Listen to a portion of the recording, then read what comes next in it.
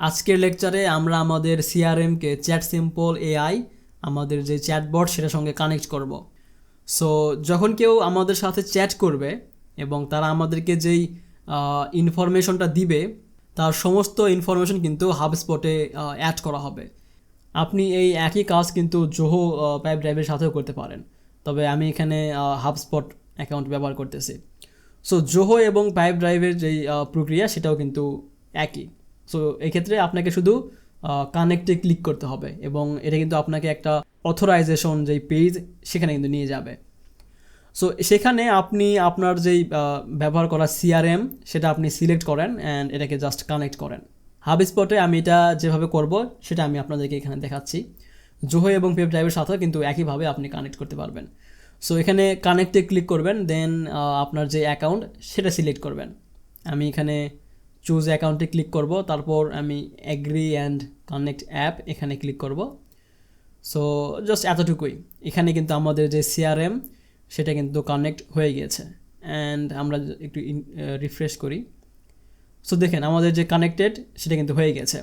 And এখন যদি কেউ আমার সাথে চ্যাট করে তাহলে যে ইনফরমেশনগুলো সেটা কিন্তু হাবস্পটে এসে অ্যাড হবে এবং আমি আমার যে ড্যাশবোর্ড সেখানে যাব অ্যান্ড শেয়ার মাই চ্যাটবট এখানে ক্লিক করব।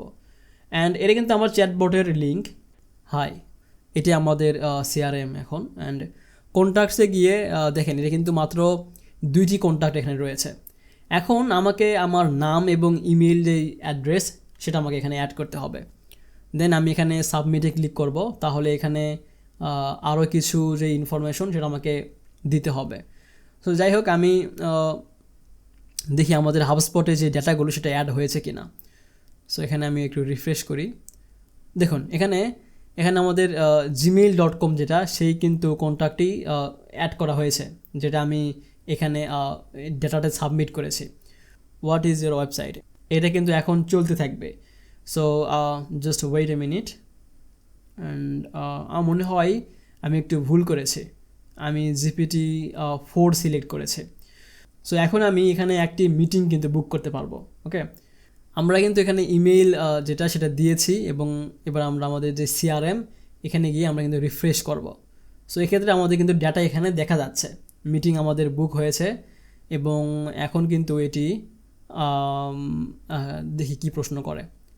সো এখানে দেখুন মনে হচ্ছে শুধুমাত্র এই ডেটাগুলোই যোগ হয়েছে, কারণ আমি শুধু একটি ফর্ম সাবমিট করেছি।